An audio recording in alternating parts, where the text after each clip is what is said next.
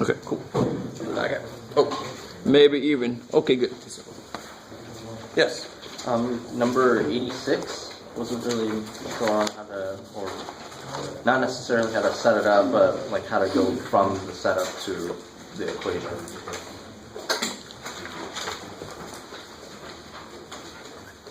Oh yeah, 86 is one of my favorites. It would be. So put it up here. Let me do anything real quick in this place.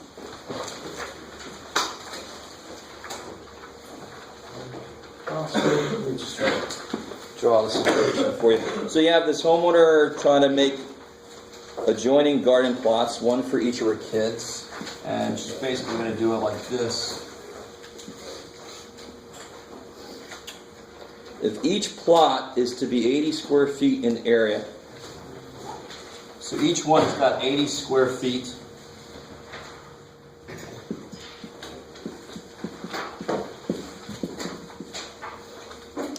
And she has 88 feet of fencing material.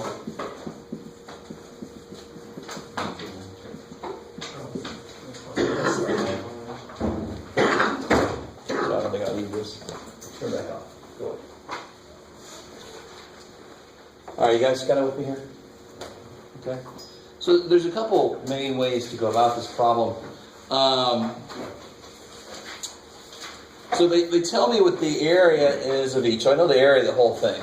They tell me how much fencing I need. And 2W plus 2L just ain't going to cut it here anymore, right? What is 2W plus 2L? Normally, most of you guys know that.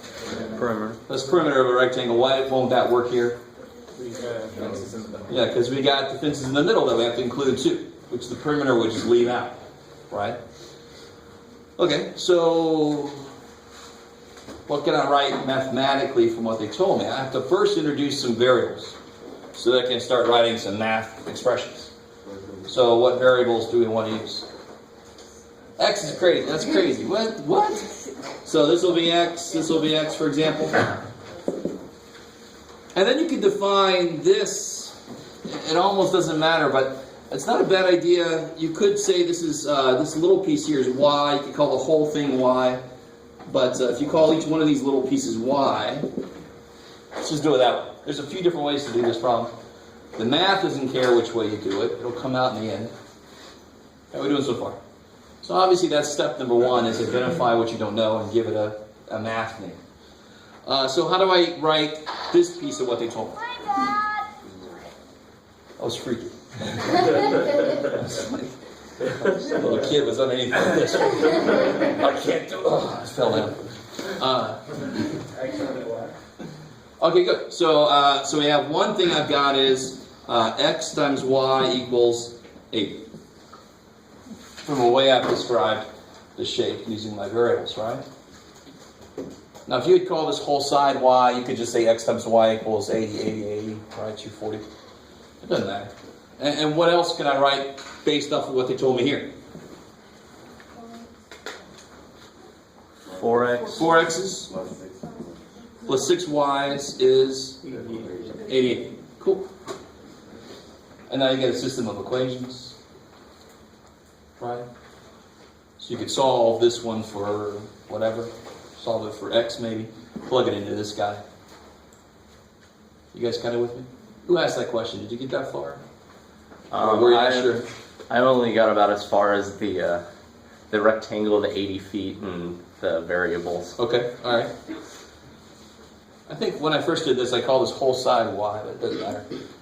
So I mean, you would solve this one for, it doesn't matter, I solve it for x, plug it into this guy, right? And then what the hell? Because the question's asking, blah, blah, blah, what dimension should each plot have? So I just got to solve for that.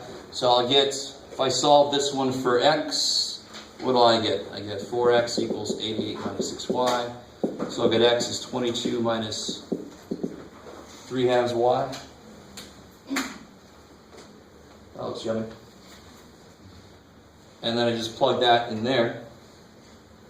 And you can, first thing you do is kill your fraction if you want to, right? All right, I think that's enough to get you started if you haven't tried that problem out yet. If you want to, you could try to just call the full side y. I think that makes the numbers maybe a little bit better here, if you want to. Is that cool? Anybody have questions about that? Obviously not done. Instead of using 6y, just use 2. Yeah. So you could call this whole thing y. Yeah. But then this would have to be x times y equals 240 total, right? That would be the only change there. So it's a little give and take. The numbers here I think will be a little better, but then you'll have a big ass number that you have to do with, or not big ass, but a little bigger than this when you go to factor. So there's a little give and take. All right. This is the kind of problem you should be able to just sink your teeth into. I mean, you got to introduce variables. It's a good idea to draw the picture, right? Label the picture with the variables. They tell you 2 distinct pieces of information. Thank God, because how many things do I not know? 2, right? The length and the width. Perfect. And then, so that's kind of leading me in the direction of a system of equations, where I can do substitution. Elimination would not be easy here, so I'd rather just do substitution. Okay.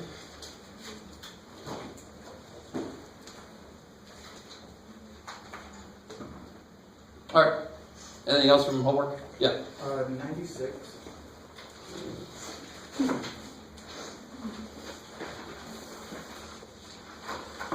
Where are you? There you are. Oh, good. All right. Sweet. Look at you, like segueing right into the main thing you want to talk about there. Start with.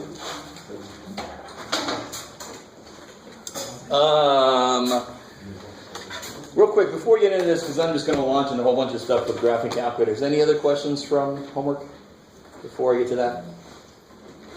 Awesome. So if you need a calculator, come up and grab one. Please give it back to me. I'm a teacher. I don't have much salary to pay back to school if you take this away from me.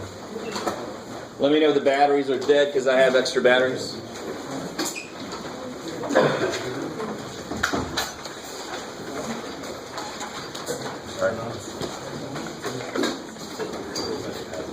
Oh no, that's too bad for the rest of you guys. If you didn't get one, just get near somebody that they're either nice or you can see their calculator. Oh yeah.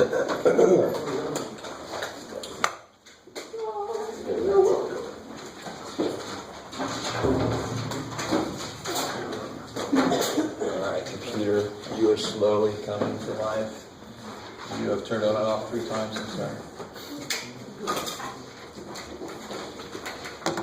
You need to go that way.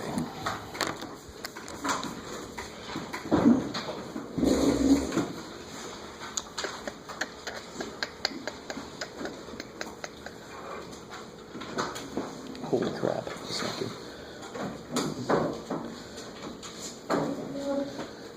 I'm sorry I did that. That's better. Okay. All right. Oh, that's interesting.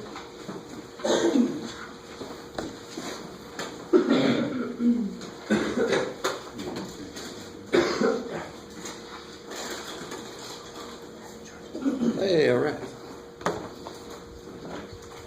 So what I'm about to show you is unbelievable. No, it's a very useful thing that kind of justifies a little bit of the price of that calculator. Of course, going to do a lot of other neat stuff that will further justify that, but this is kind of cool. The specific problem, just look at that one. You said that was number 96. If you wanted to solve this equation by hand, this is number 96. 5.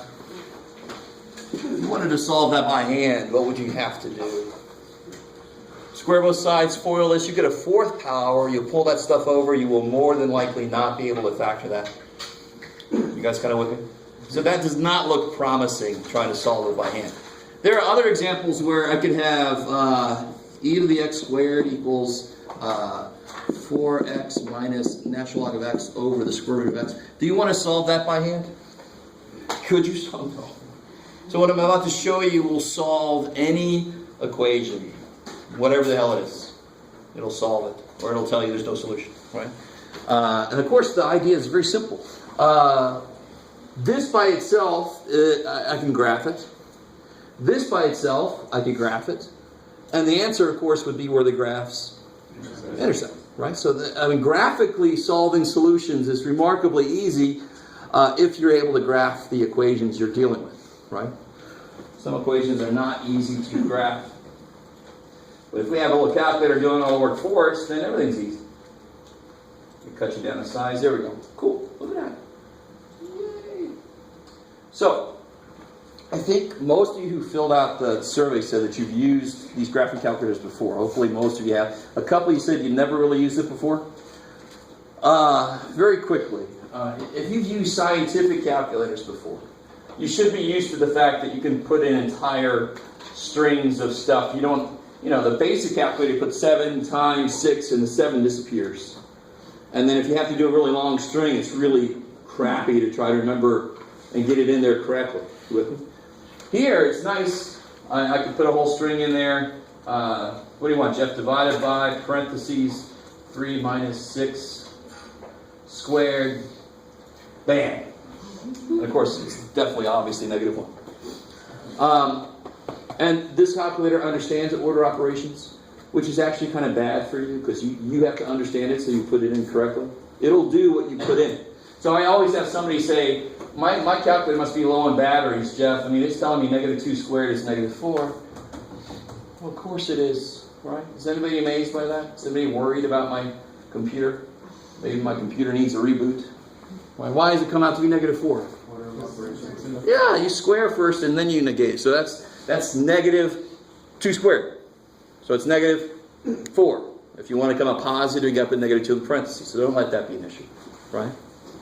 All right. So that's the basics. And then it's kind of cool if you do a bunch of stuff and you're like, up here, oh shit, that was supposed to be a 5. You hit second enter. It scrolls back through what you put in there. You can then go back, make that a 5. There you go. Kind of nifty. Right, some students, they said they were going to send something in. That'd be nice to have a scroll button, sort of like we're used to on the internet. We can just scroll up and down. That would be kind of nice. I think the newer versions of this, for example, when you hit the square root button, everybody hit the square root button. It's right above the squared button. Do you get that, or do you get just the square root symbol? Just the square root symbol. Anybody get what I add with the parenthesis? All right, I'm sorry for you guys. You're in the same boat as me. We have the older version of the operating system. If everybody puts in there like 8 minus 6,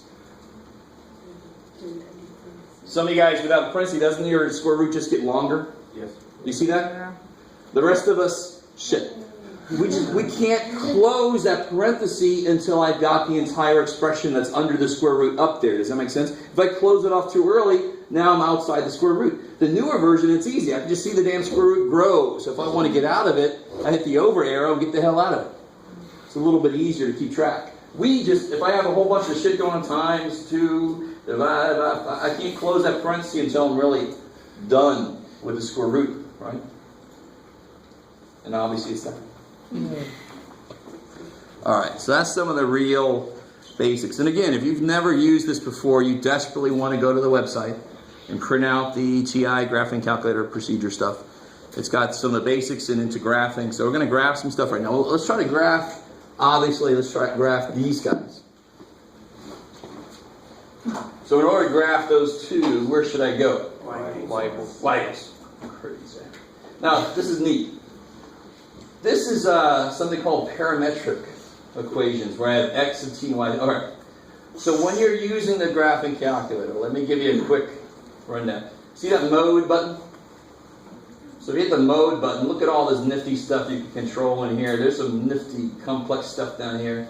All this stuff. You want, basically, for our class, for the most part, until maybe towards the end of the class, we want everything here on the left side highlighted. Except for the clock crap. Who cares about it? Right? You kind of with me?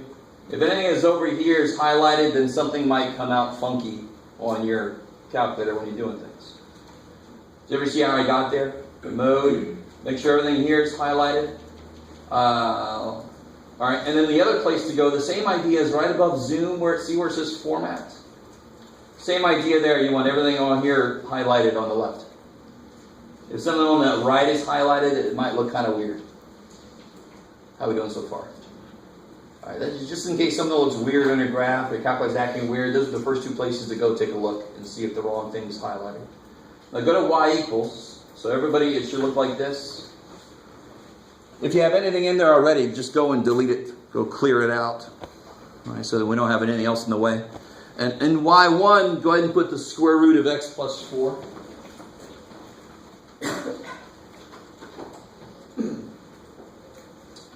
Yeah, Jeff. Where's the plus? Okay. And then y2, put the other side, x squared minus 5. And real quick, it's got a dedicated... Ooh, I have a... You're just way too easily amused, Jeff. No, I don't have a laser. That sucks. Oh well. Too bad for you, Jeff. So it's got a dedicated square button, but if you want to do any of the power, there's your to the button, right? I call it to the. So it's 5 to the 6 power. Bam. Right? So if you graph this, let's all just hit the graph button. I don't know what's going to happen to you or what's going to happen to me.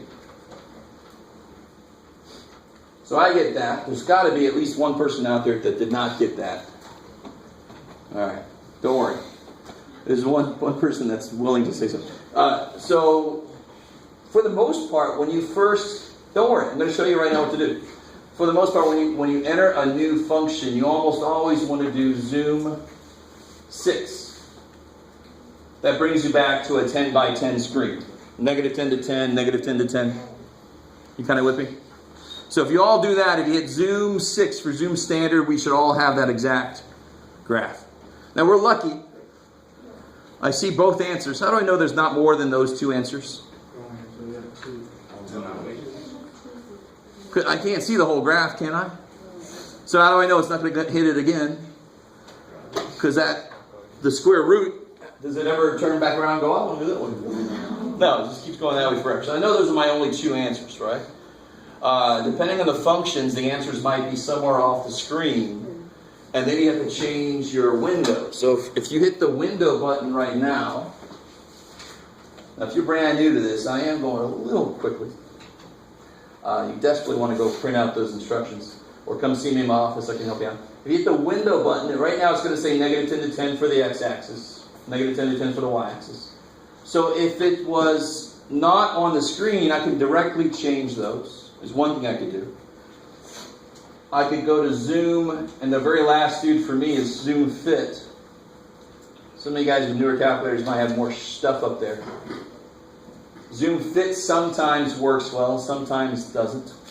But it tries to fit all the interesting parts of the graph on your screen. To me, that's kind of like a worst case scenario. If you see where you hit graph, if right above that it says table, second graph. Look at that yumminess. All right. Mine is set up a little strange.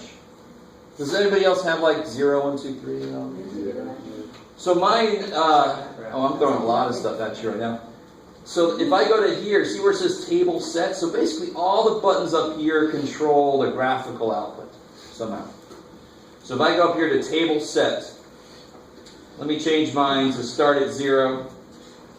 So this is where it starts. And this is how much it steps by. So if I want to go 0, 1, 2, I'm going to make this 1. I wanted to step by 1.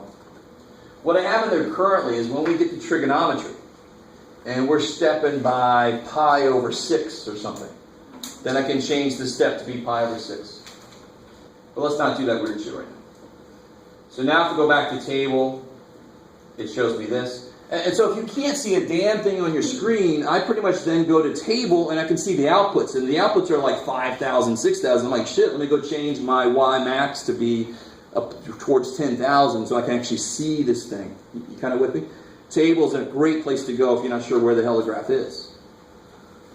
Okay, but, for the current problem, we don't have any issue with that. We can see everything. So how do I find those two intercepts? Those two intersections. calculate. Cool. So right above trace, I mean, you could trace it, but trace is nowhere near good enough. We paid a lot of money, or somebody did, for this calculator, right? I want to get the exact same damn answer, or else, you should cost $20. Right? So that's nowhere near good enough. That's not the exact answer. So like you said, like you're looking at me like, well, I didn't tell you to do that shit. Go second trace to go into calc. Now from here you could calculate a value. If you do that, you can put an x value in. It tells you the y value that you would have. You could calculate the 0. What do you think that is? Where it's the x or Beautiful. y. Another name for the x-intercept. So you can find each x-intercept one at a time. Minimum, maximum, I think that's pretty straightforward, right? You got a profit function, you're like, I want to be there. So you can find the maximum. I think probably number 5 is what we need. 6 and 7 are calculus.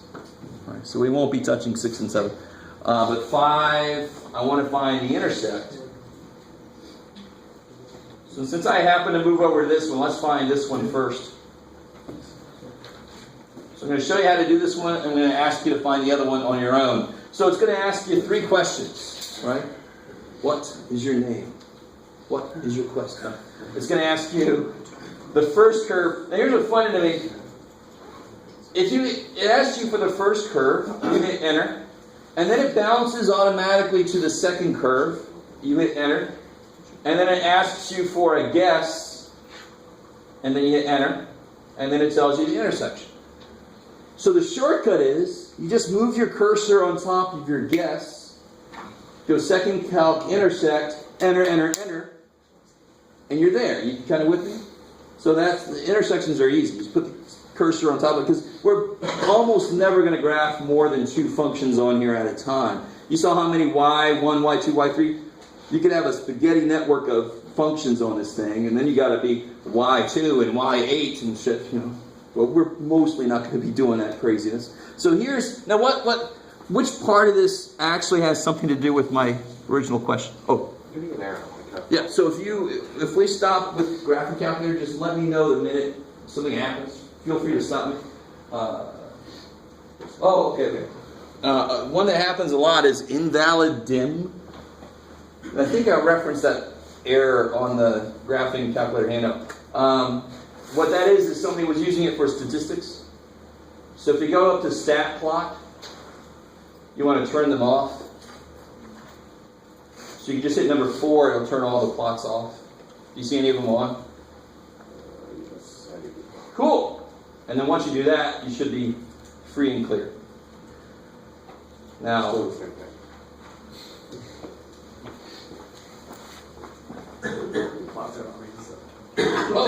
have to and there's a little anticlimactic. Yeah. So you got to select what you want it to do, and then you got to tell it to do it. It's kind of funny.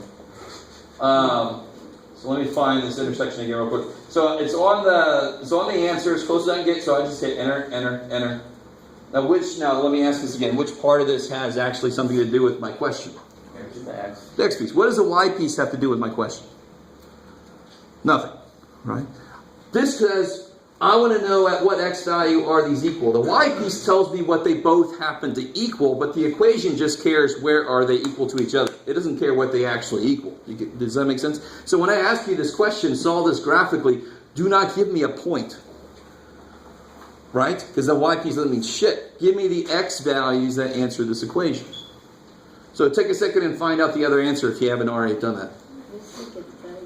I'm just trying to figure something else out.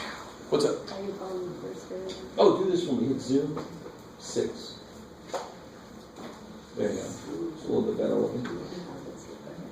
Alright. And now hit second. Trace to get into calc. And you want to calculate the intercept. And now just put the cursor on top of that one. It's asking you 3 questions, but it sort of answers the first 2 by itself. That's fine. And then hit enter, enter, enter. There you go. So what do you... Oh,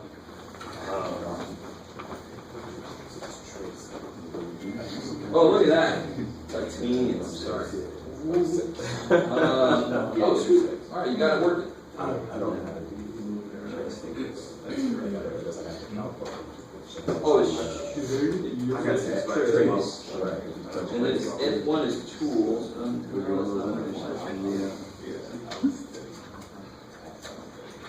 There's that. I knew it was up there somewhere. Yeah, I had not used that basically at all. Except for when a student brings it in. Right. So, good luck. Yeah. You actually can't even use that on a test. I'm going to have to give you one of mine anyway. All right. Anybody else have any trouble? What about just around here? Looking around. Oh, yeah. So, I don't think this problem says anything about rounding the answer, right? So, in general, if it doesn't say a damn thing about rounding the answer, take it to like 3 places. That's fine. Don't give me like 18 places. Don't drive me crazy. You can't even get 18 places with me. What are you guys getting for the other answer? Negative 2.49. Okay. Let me see what I get.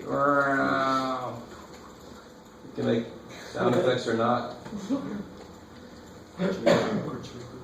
Yeah, negative 2.49, blah, blah, blah.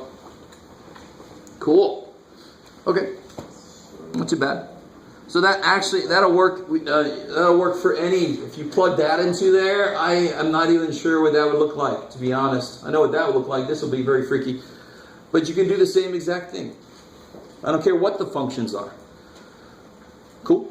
Very quick way to check any equation that I ask you to solve. If you have time, you can just graph it and see what the graphic calculator says the answers are. It's craziness.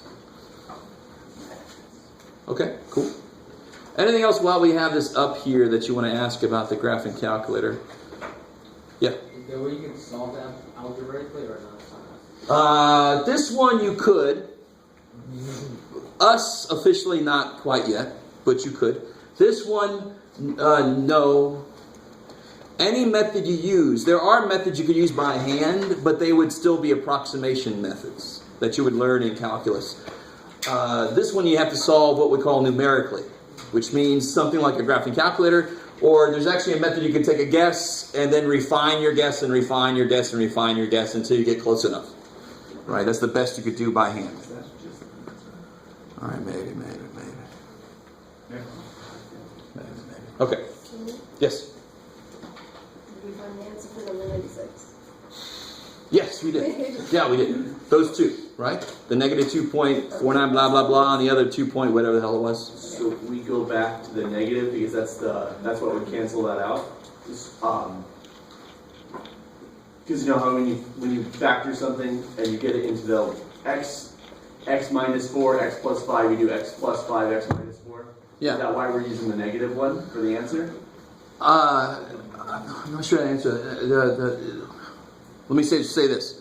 That works in this equation. I mean, that's...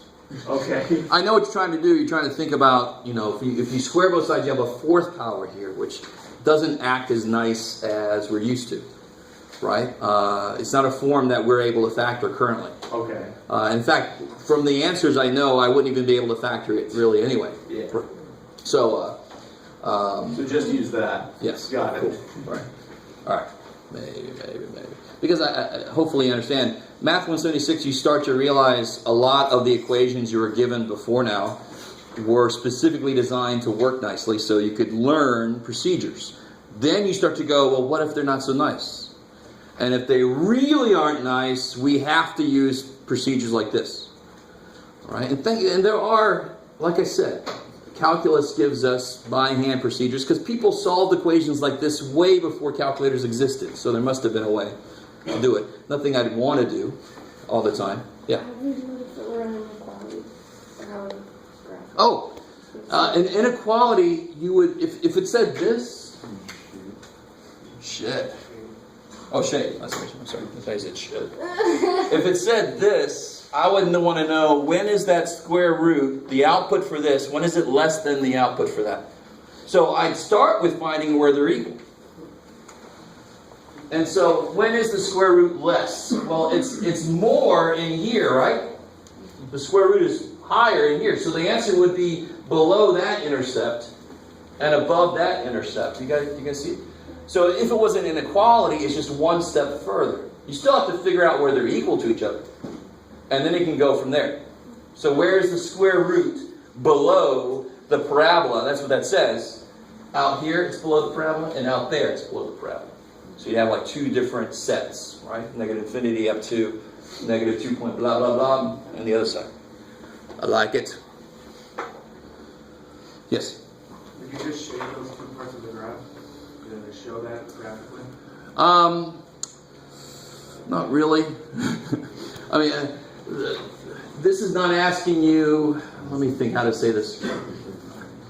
This is really just asking you for the x values that make this equation true. This isn't even a two-dimensional inequality like we're used to. If I had y plus 4x is less than 7, I would graph the line and then shade one side or the other, right? Because that's a truly two-dimensional problem. This is a one-dimensional problem that I'm solving two-dimensionally, right? Hopefully I'm not going too freaky here, but that's why the y pieces we don't care about. So the shading wouldn't even make any sense to this problem, because this problem is one-dimensional. Because it only deals with x, right? Okay, cool. Anything else about graphing calculators in general while I have it up here? Alright, so we're going to, every now and again, I'm going to pull that bad boy up. We're going to do some stuff as we hit the new stuff that deals with graphing calculators. We'll do it then. Okay, cool.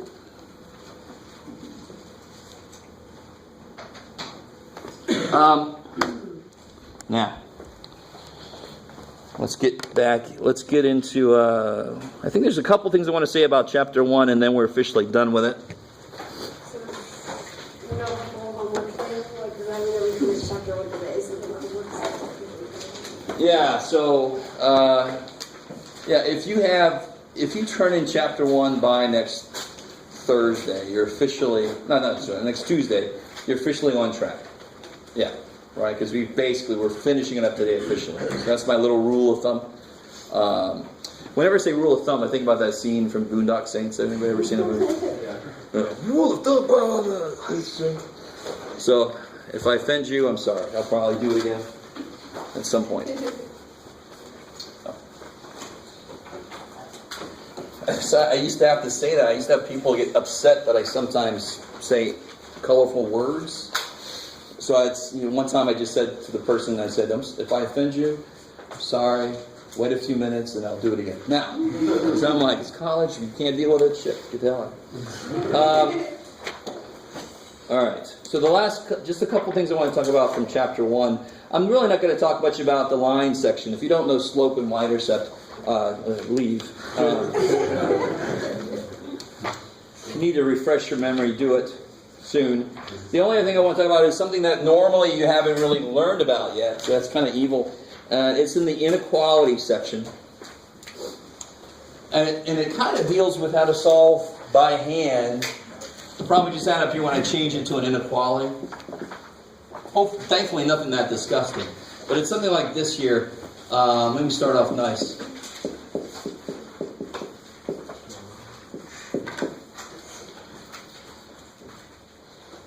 Alright, so this question is an easier example. Look what I'm going to do it all the way out, the official way, and then I'm going to mention the shortcut for this specific question. Right? Shortcut's not always going to work, but in this case it does. Has anybody ever had to solve something like this? Some of you guys might think you have, when actually you haven't. The right answer is not to say that's greater than 0 or that's greater than 0. Inequalities don't work that nicely. How many numbers do I have here? How many terms are here? Sort of. How many pieces are here? 2. So, 2 numbers will multiply to be positive if they are both positive or they are both negative. I don't want to go that route. I don't want to take care of all the cases. Imagine if I put one more number up here. And then, the first 2 could be negative, that one could be positive, this could be negative. Oh, screw that. So let me show you a method that'll work no matter what. And this is nice. As long as you get that related to 0, this is a question about the sign of this outcome, right? So what I want to do is, when is this thing equal to 0? 2 and negative 5. So at negative 5 and 2, this is 0, right? This kind of process we're going to use later this semester. So it's really good to get this down now. When we start to analyze the hell out of graphs, we're going to use number lines to kind of help us figure out when certain things happen. Now watch this. This is kind of nice, and there's a lot of variations on this. You've seen it. Some people do where they graph each of these separately and then crap. Let me just try to show you the shortcut to get straight there. Once you determine all the places where it equals 0, you want to figure out. Does this make sense? This is definitely continuous, meaning it can't suddenly go, I want to be over there. Because what kind of thing is this? If you multiply it out, it is a quadratic, but more generally, it is a polynomial. And polynomials have to be nice functions. They can't just suddenly teleport somewhere else, right? So watch this. If it's positive, if it's 0 there, and it's positive at one place back here, it's positive everywhere back there until it hits 0 again, right? The only way this guy can go from positive to negative is through what I call this doorway right here, right? So once I figure out where it's 0, that's the only places it could change from positive to negative or from negative to positive. So what's beautiful about that is, if I plug in 0, what sign is the answer? Negative. Yeah, I don't even care what the answer is. It's negative, right? I get negative times positive. So it's negative all the way through there. Sort of like here, it went negative, and it stays negative until it hits 0 again, right? It can't suddenly go, I'm up here now. No, you can't do that. How are we doing so far? Okay. And then you just keep going. If you throw a 3 in there, you get positive, positive, so it's positive. If you throw a negative 6 in there, you get negative, negative, so it's positive. Right? And notice this, I'll point this out. How often did the answer of 2 show up? That's a weird way to say it. But where did the answer of 2 come from? Where did the 2 come from? From here. How many of these are there? 1. And of course there's 1 of these. So the really cool thing is, what does a cube do through its 0? It goes through it, doesn't it? What does a square do through its 0? Turns. Right? So if they are odd powers, they will change sign. The same way a cube changes sign through its 0. If that was a squared, this would have been the same sign on either side. It would have turned. So we'll get a lot deeper into that later. Right now, you don't really have to understand that shortcut. Later, I'm going to bring it up again and really get deep into it. But if you kind of want to try that shortcut out, feel free. Or otherwise, just plug numbers in and get it just like we just did. Now, what's the answer? That's a pretty picture. What's the answer? What's the question, really? When is it? When is this product at least 0? Right? Good. So one answer will be from 2 to infinity. And you want to include the 2, right? Because it's allowed to equal 0. Or negative infinity up to negative 5. Include it because it equals 0 there. So that's really nice. It's a very visual way to solve that, because if you get this side equal to 0, then it's a different kind of question. It's just saying, when is this positive? And I can solve that visually. And even more visually, what kind of graph would this be? If I graph just this, if I graph this, what would it be? You could do it. If you multiply it out, you get x squared and some other stuff, so it's going to be a parabola. And which way is it going to open? Up, because it would be positive x squared, right, with some other pieces. So it would look like that, maybe, right? So where is it positive outside of its intercepts? So once you found the intercepts, you could just show us outside the intercepts. Sort of like we just did earlier visually with the square root one we had up here. Do you guys see that? Yeah. Then I wouldn't have to do any of this shit, right? Like, that's parabolic. Where's the positive? Outside its intercepts. I'm done. Next. Right? So let me give you guys one to try. I'll give you one. Of course, teachers do this all the time. I'll give you one that's a little harder than one we actually did together.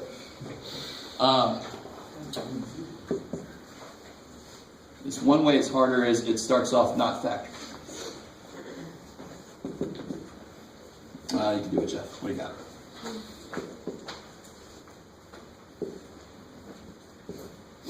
Oh, that would be really evil.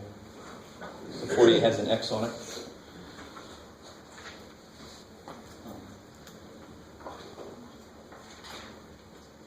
do what you can there.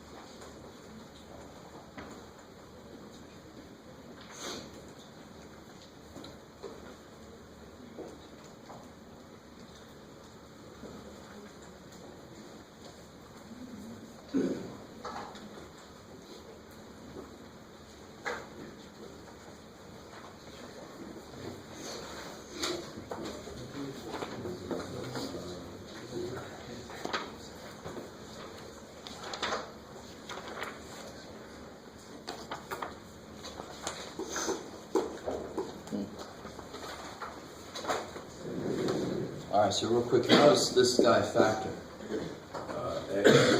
X plus 6. Sweet. Okay. So then where is it? 0? Negative 6, positive 8. And 0. This poor guy right there always gets left out. So it's got 3 zeros, which makes sense because you can have at most 3 zeros because it's a cube again.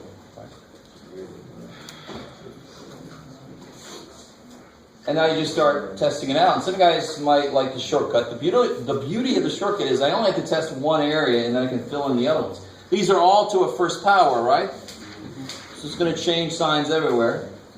So if I plug in 1, I get positive times negative is negative.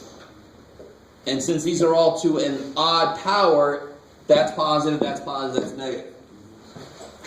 If you don't understand the shortcut right now, it's fine. Later I'm going to bring it up again. You can just test out 9, you can test out negative 3, you can test out negative 1,000, whatever. Not to scale.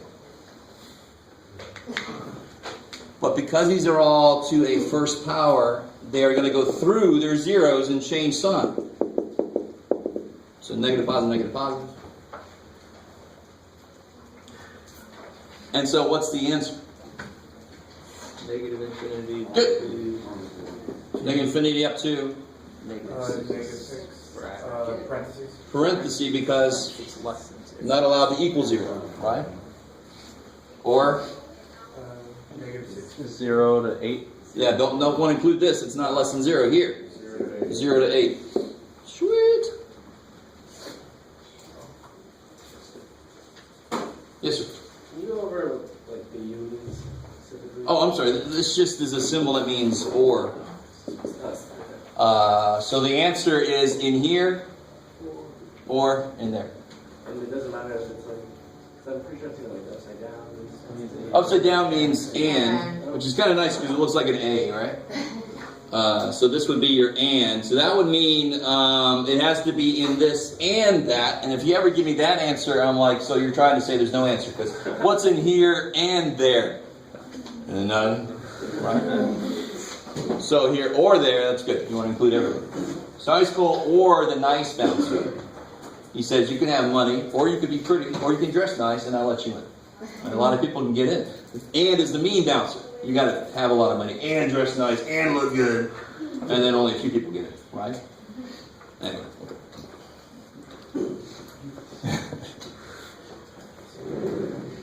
I like the symbol because it's like you or you, somebody, and there it is. All right. Okay.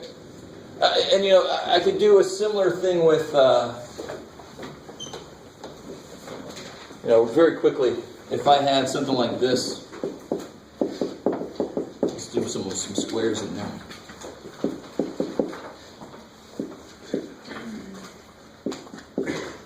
If this is not 0, you of course have to suck that over and do all your normal stuff. You're kind of used to that. The new thing is when you start to actually solve it. You get that to 0 first. But the new element here, of course, is the division. But the only thing that really changes when I do my work, it's still a question about the sign, and negative positives don't care if you're multiplying or dividing. It's the same rules, right? You kind of with me? I can figure out the sign of this thing the same way. The only new thing is, where is it 0?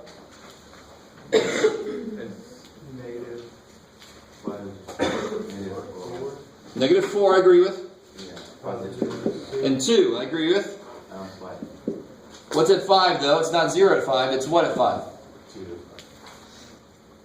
What is it at 5? 1.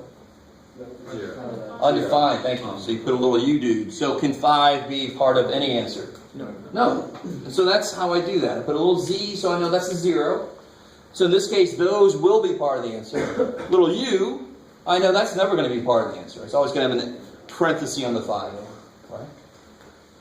Do you guys follow? That's the only difference here. And now you start to attack it the same way. Let me show you how the shortcut would work here. You can always test values from each one. Always. But here's how the shortcut would work. If 0 is available, I always use 0. Right? It's the easiest guy. So plug a 0 in, I get negative times positive divided by negative, right? Because it's cubed. So negative times positive divided by negative is positive. And then 2 is 2 is to a first power. So what's it going to be over there? Negative. It's going to change signs. 5 is a odd power. So it's going to change signs again. Negative 4 came from an even, so it's going to turn there. It's going to stay positive there. If you don't quite get that, you can just test negative 5, plug it in. You can plug a 3 in. You can plug a 7 in. And get all the same things we just got. But the shortcut, of course, kicks ass. Shortcuts always require you to, the more you understand, the less you should have to do. Right? And I didn't have to do a lot there because, hey, it's a good understanding. So, How would you write the answer? I don't know. Oh. So, I want it to be at least 0. Yeah, from negative infinity. Do I have to stop at negative 4? No. No, because it's 0 there, and then it's positive again. So I can go all the way up to 2. Would it be a bracket? I'm sorry, yeah, because it's allowed to equal it, right? Yeah. Or, Parentheses 5. parentheses, you get 5 To infinity. to infinity. And parentheses there because it's undefined. It doesn't matter what's going on there. Right? Always parentheses on infinity again, because if you put a bracket, you found infinity. All right, good. You good? It's a pretty powerful method, and we're going to use it a lot when we're going to graph stuff like this. We will be graphing stuff exactly like this eventually. All right. One last thing, and then I want to take us on a little field trip that I forgot about yesterday. So I'm going to go on a little field trip here about 10:30. So I just got a few minutes. Chapter 2. The only new thing, Chapter 2 talks about functions. So I'm hoping that you guys are coming into this class understanding basics of functions. What is a function? And I always remember, anybody ever seen the movie Highlander? Or the TV series or whatever? Yeah, what was the saying right before he chopped the head off? Yeah, exactly. So the function definition. Now some of you guys are like, cut their head off? Highlander? What the hell are you talking about? Google it. So a function is a relationship between x and y where relationship between x and y. So a bunch of inputs and a bunch of outputs where for every element of the domain x, there can be only one element of the range y.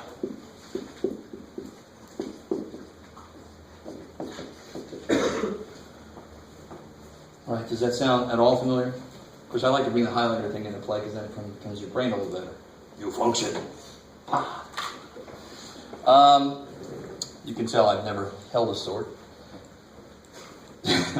So the visual interpretation of this very wordy definition is nice.